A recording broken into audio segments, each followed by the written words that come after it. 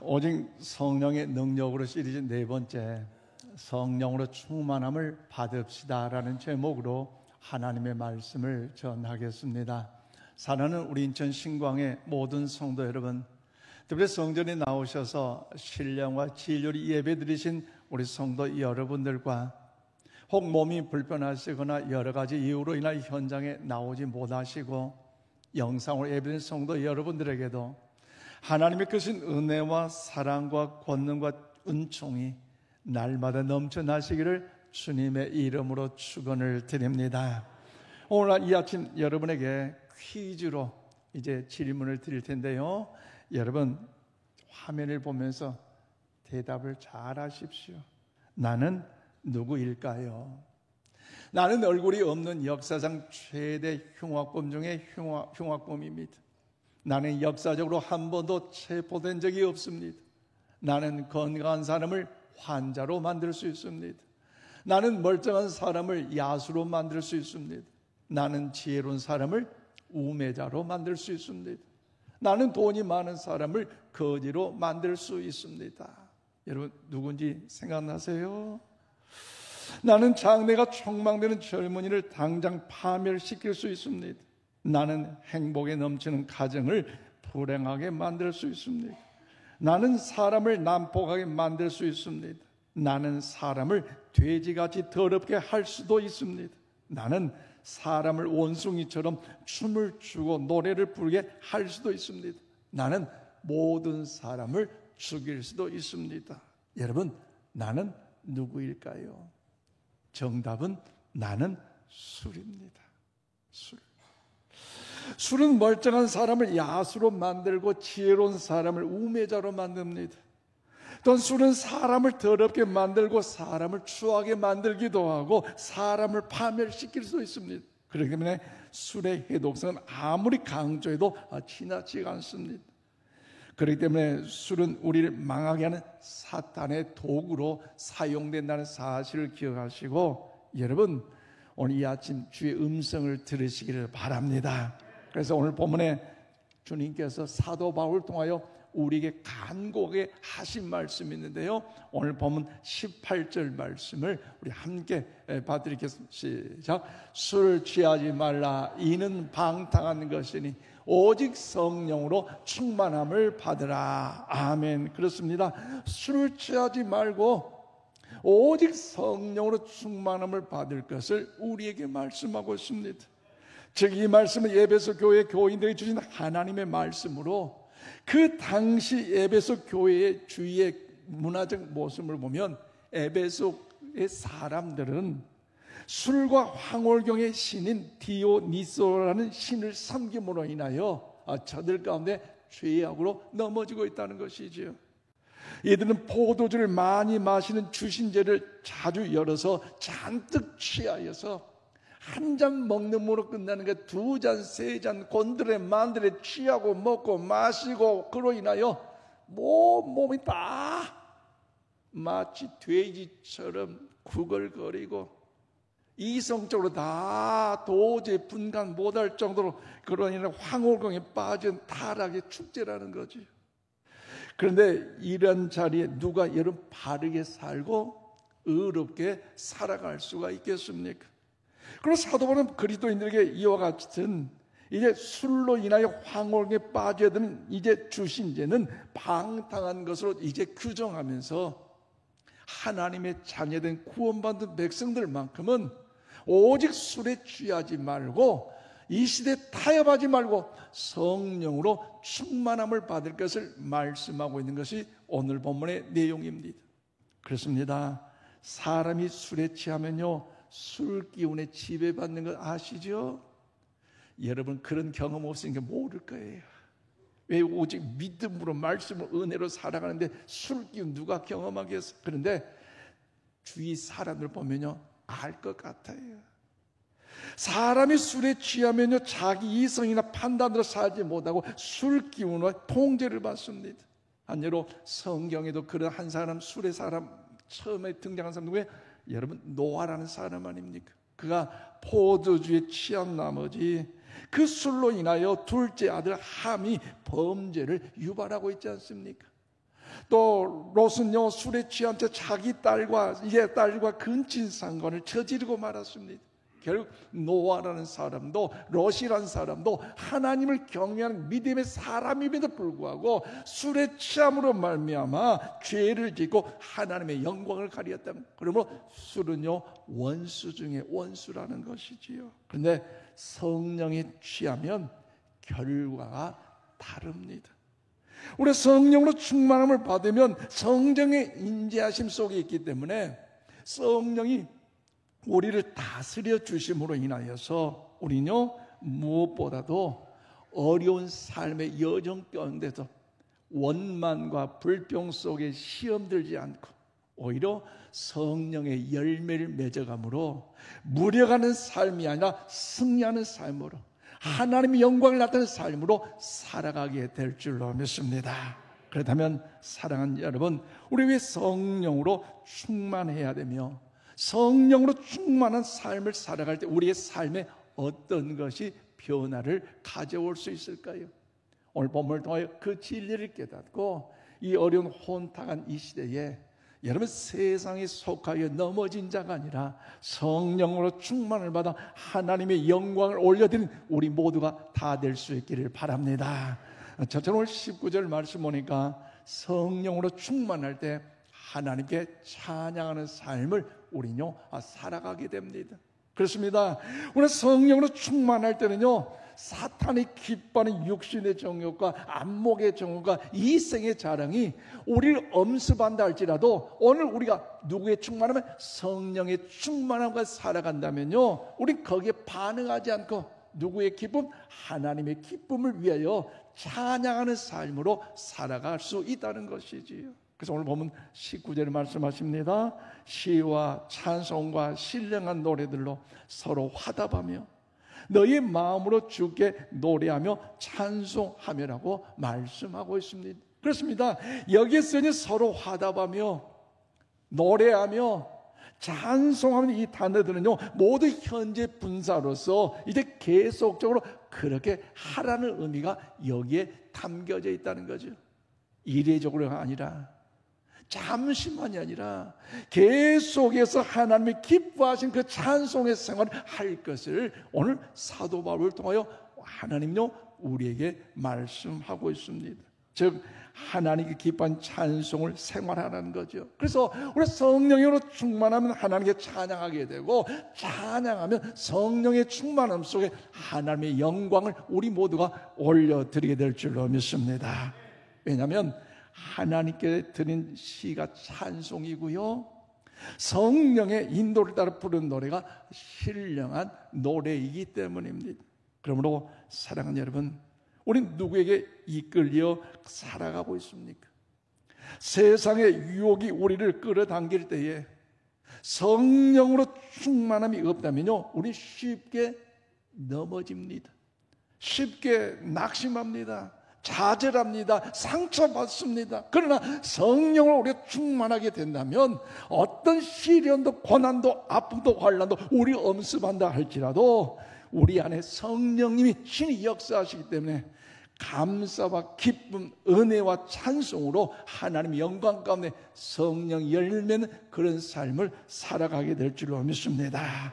세상의 것에 묶이지 않고 하늘의 소망을 갖고 있기 때문에 성령의 충만함 속에 여러분 그런 승리의 삶을 살아갈 수 있는 것 아니겠습니까? 또한 서로 화답하면은 이 표현에서는요, 이 서로라는 의미는 무엇이냐? 성령님의 인도함을 받는, 구원함을 받는 하나님의 사람이, 그래서 구원함을 받는 하나님의 사람들이 서로가 합력하여 서로가 연합하여 하나님 영광의 존귀함을 찬양하고 있다는 것이지요. 쉽게 말씀드리면 하나님의 자녀 성도들 서로 화답하며 찬송하고 있다는 것. 그래서 찬송은요, 믿지 않는 사람들의 마음을 위로하고자, 뭔가 분위기를 맞추고자 이제 찬송을 부르는 것이 아니라, 이 찬양은요 온전히 하나님의 영광을 위한 찬양인 줄로 믿습니다.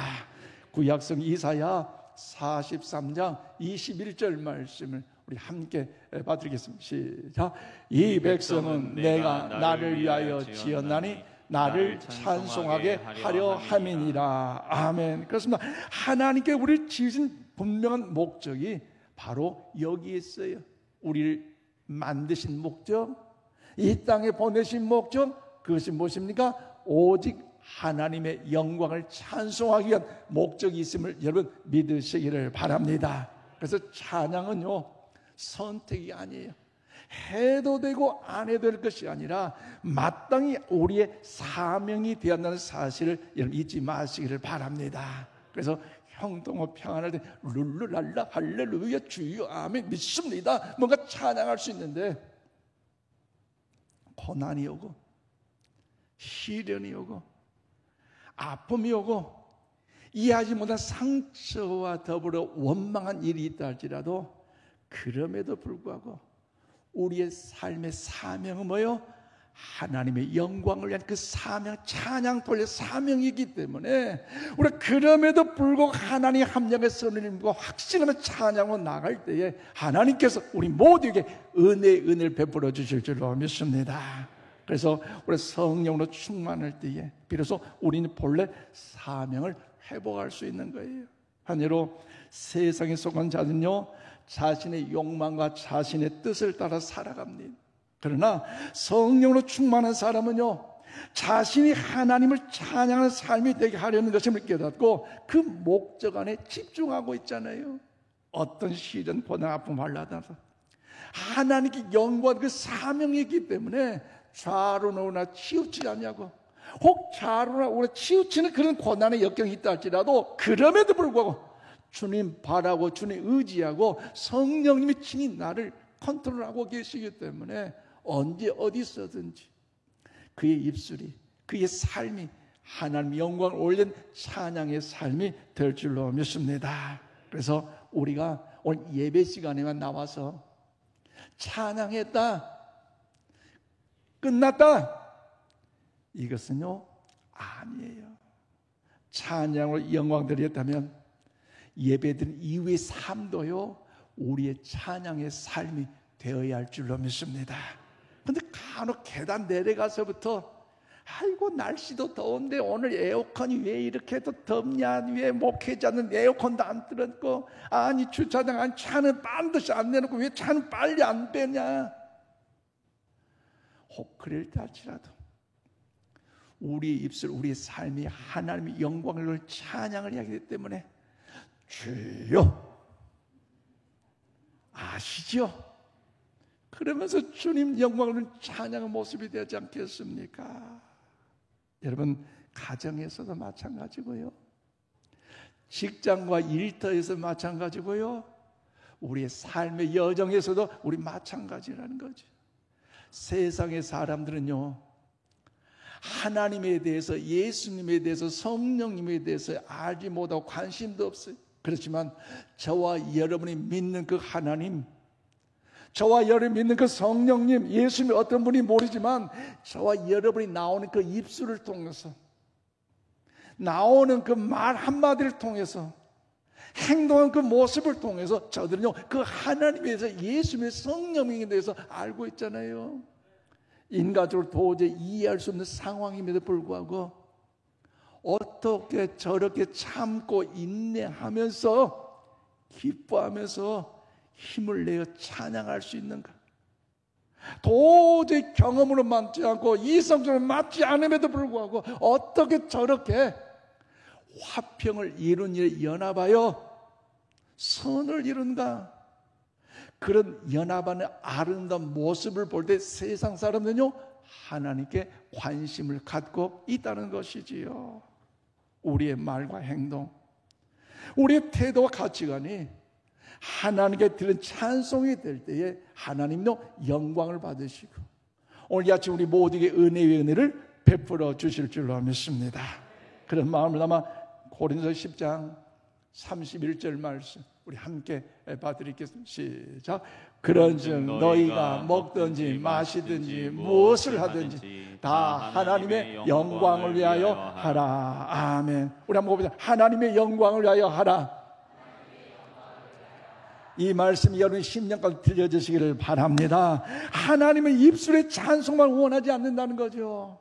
그럼 우리가 무엇든지 먹든지 무엇을 마시든지 무엇을 하든지 오직 하나님의 영광을 위하여 해야 할 줄로 믿습니다. 왜냐하면 찬양은요, 하나님께 우리에게 주신 존재 목적이자 사명이기 때문입니다. 그렇다면 사랑하는 여러분, 여러분이 지난 한 주간 동안의 삶을 돌아볼 때에 여러분의 삶은 과연 어떤 삶이었습니까? 세상의 소리에 기울이는 시간이 더 많았던지요, 아니면 하나님의 영광을 기억하고 찬송하는 시간이 많았는지, 오늘 스스로 내 신앙의 삶의 여정을 한번 돌이켜 보십시오. 또 여러분 지금 무엇이 여러분의 마음에 채우고 있습니까? 예배드리고 나가면 이것하고 저것하고 요것하고 삶의 이런 여러 가지 일상생활로 채워지고 있지 않습니까? 아니면 세상 걱정입니까? 아니면 거친 미디어와 소문들입니까? 우리가 우리 자신을 무엇으로 가득 채우냐에 따라 결과는 달라지는 사실을 기억하면서 성령으로 채움을 받는 그 은혜가 있기를 바랍니다. 우리가 성령으로 충만할 때 더욱더 입에서는요, 불평과 원망이 사라지고 끊임없는 찬양이 계속해서 나타나게 될 줄로 믿습니다. 즉 사탄이 우리 안에 정욕과 교만, 시기와 미움을 심으려 할 때에도 여러분, 성령은 그 모든 욕망을 하나님께 찬미와 감사로 바꾸어준다는 사실을 기억하면서 이 어렵고 혼돈인 이 시대를 사는 저와 여러분만이 더욱더 그 성령님의 임재하심을 환영하고 성령의 충만함을 통하여 하나님의 보호자 앞에 나가는 우리 모두가 다 될 수 있기를 바랍니다. 그러므로 사랑하는 성도 여러분, 찬양은 그냥 노래 부르는 것이 아닙니다. 찬양은 영혼의 호흡입니다. 우리 힘들고 지칠 때에, 마음이 답답하고 억울할 때에, 그럼에도 불구하고 하나님께 우리를 구원시켜 자녀 삼으시다는 사실을 기억하면서 하나님께 찬양하며 나아가시기를 바랍니다. 집에서든지 직장에서든지 길을 걸을 때니 온 마음으로 한번 찬양해 보십시오. 성령 충만한 사람의 마음에서 하나님의 영광을 있게 하는 아름다운 찬양이 계속 넘쳐나시는 우리 모두가 되기를 이 아침 주님의 이름으로 축원을 드립니다. 더 나아가 성령으로 충만한 삶이 우리 어떻게 변화시킵니까? 두 번째로 20절 말씀 보니까 성령으로 충만할 때 하나님의 원하시는 감사의 삶을 살아가게 됩니다. 그래요, 우리 성령 충만할 때에 육신의 욕심과 세상의 풍조를 따르지 않고 하나님의 원하신 그 뜻을 따라서 우린 감사의 삶을 살아가게 될 줄로 믿습니다. 오늘 보면 20절 말씀 보십시오. 범사의 우리 주 예수 그리스도의 이름으로 항상 아버지 하나님께 감사하며라고 말씀하고 있습니다. 그렇습니다. 그래서 성령으로 충만하면 성령은 우리로 하여금 하나님께 더욱 감사하는 삶을 살아가도록 도와주시고 이끌어주시고 인도하여 주신다는 의미지요. 여기서 쓰여진 범사라는 단어의 의미는요, 성령으로 충만함을 받는 사람은 범사에 감사한다는 의미입니다. 왜냐하면 성령으로 충만을 받는 사람은요, 하나님의 은혜를 깨닫기 때문이라는 거죠. 그래서 모든 것이 우리 한번 고백하자. 하나님의 은혜입니다. 동의하십니까? 사실 참 힘들어요. 왜? 잘 나가고 형통하고 평안하고 창대할 때에, 우리 자녀들 잘 때에 야 그러면 하나님의 은혜다 뭔가 좀 감사하면서 영광 돌릴 수 있는데, 그런데 생각해 보십시오. 억울한 일 생겼는데 감사할 수 있던가요? 답답한 일이고 꼬인 일이 있는데 여러분 감사할 수 있던가요?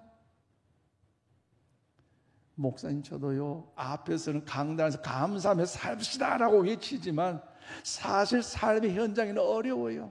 그럼에도 불구하고 주님 도와주지 아니한다면, 주님이 역사하지 않는다면 내가 감히 어떻게 설교할 수 있고 어떻게 목사로 살아갈 수 있습니까? 그 성령님의 임재가 없으면 사명 감당할 수 없기에 예배 때마다 기도 때마다 그 은혜를 사모함으로 더욱 성령의 충만함을 구하고 있지 않습니까? 여러분, 성령님의 충만함이 없이는요 어려운 거 아니겠습니까? 여러분 생각해 보십시오.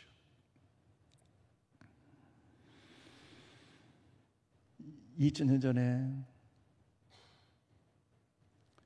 유대 땅 베들레헴에서 마리아가 결혼도 안 했는데 동정녀로 예수님을 탄생했다.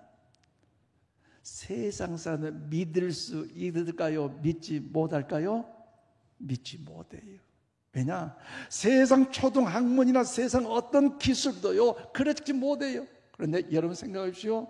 오늘 우리는 예수님이 나를 살리시기 위하여 동정녀 마리아의 몸을 통하여 동정녀로 탄생하신 사실 여러분 믿으십니까? 아멘. 할렐루야. 그래요. 세상 사람들은요 베들레헴 말구유간에서 초라하게 낮아짐으로 겸손함으로 탄생 그 예수님의 탄생, 우리의 죄를 십자가에 죽으시고 사흘 만에 무덤에 다시 살아나시고 부활의 승천의 사실 세상 사람 믿을 수 있을까요? 믿지 못해요. 그런데 우리는 어떻습니까? 내 죄를 대신해서 십자가 위에서 물과 피를 아낌없이 다 흘리던 그 주님, 죽으셨는데 무덤에 갇히셨는데 3일 만에 다시 살아나시고 부활하셨고 승천하셨고 장차 심판주로 재림주로 오신다는 것 여러분 믿으십니까? 아멘. 그래요. 어떻게 믿어요? 성령님이 내 안에 임재하고 계시기 때문에 이 모든 것이 믿어지고 이 모든 것이 하나님의 은혜인 줄로 믿습니다.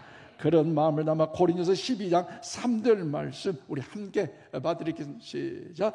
그러므로 내가 너희에게 알리노니 하나님의 영으로 말하는 자는 누구든지 예수를 저주할 자라 하지 아니하고 또 성령으로 아니하고는 누구든지 예수를 주시라 할 수 없느니라. 아멘. 그래요. 우리 한번 아멘 합시다. 아멘입니까? 성령님이 거하고 계시기 때문에 예수님의 죽음과 부활과 승천과 재림의 역사를 여러분 믿을 수 있다는 거지요. 그런데 아무리 돈을 많이 가지고 권력을 가지고 세상의 학문이 가졌다 할지라도 예수 그리스도를 믿지 않는 자들은 성령이 그 안에 거하지 않기 때문에 이 모든 걸 믿지 못한다는 거 아니겠습니까? 그러면서 여러분 사도 바울처럼 항상 감사하며 살아가라고 얼마든지 큰 소리 칠 수 있지만 여러분 이 말씀이 나의 말씀으로 받아들일 때는요 여러분 쉬운 일이 결코 아닙니다. 한 예로 부부가 행복한 가정을 이루어서 열심히 살아서 이제 뭔가 행복하다 느낄 때에 사랑한 남편이 암 진단을 받았다. 그런다면 아내로서 바라볼 때 감사할 수 있을까요? 여러분 평생 무거운 십자가를 짊어지고 살아야 될 그 어린 장애 아이를 둔 그 부모가 그 아이들로 인해 씨름하고 있을 때에 여러분 참 감사하는 삶을 살아갈 수 있을까요? 이력서를 수십 개 써가지고 다니면서 취직을 해보려 발버둥 쳐보지만 회사에서 면접 한번 해보지도 못하고 퇴짜를 연급을 맞는 젊은이가 우리 자녀들이 있다면 여러분 정말 하나님 감사합니다 고백할 수 있겠습니까? 내가 그런 경우를 당했다면 정말 감사할 수 있을까요? 저나 여러분이야 이런 입장에서 이 본문 말씀을 보아야 된다는 거지요. 인간적으로 말하면 이 말씀은요 현실성이 없습니다. 인간적으로 보면 비현실적입니다. 이상론에 불과합니다. 그런 이런 말씀은요 적당히 보고 넘어갈 수 있어야 될 것입니다. 그런데 여러분 우리 이런 태도로 이 말씀 넘겨도 괜찮을까요? 정답 먼저 가르쳐드립니다. 절대로 안 돼요. 왜냐하면 하나님께서 우리에게 주신 말씀이고 그 말씀 살아있는 말씀이기 때문에 우리는 이 말씀을 오늘 우리에게 주신 말씀으로 적용해야 할 줄로 믿습니다.